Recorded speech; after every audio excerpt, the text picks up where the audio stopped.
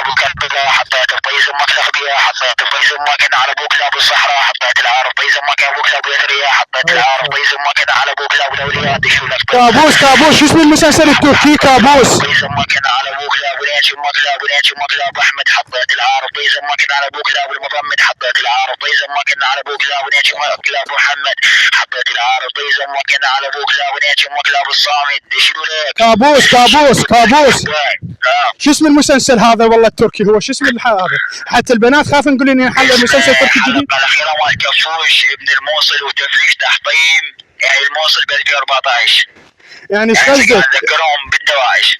هي اوكي حبيبي، كمل حبيبي، مفتوح التصوير يا بعد قلبي، ان الله وانا اليه راجعون. انتم يعني العين والحسد اهل الموصل. شوي تعرق بيشد ابن القحبه كفوش الحديث، اطقك بالعنايات امك عارف طيز امك طويته، والعارف طيز امك هكرته، وانا على ابوك لابو نيت امك لابو البيت شيته، والعارف طيز امك انا على ابوك لابو سويته، والعارف طيز امك انا على ابوك لابو نيت امك لاباته، والعارف طيز امك ابوك لابو دردشته، كل سمك بعرق قربته، كل سمك بعرق بتشيته، كل سمك بعرق فجرته، كل سمك بعرق شمرته، كل سمك بعرق طيرته، لا يكرم الله هكرته. هي يا بعد قلبي تم تفتيش فرق الشيء اكيد.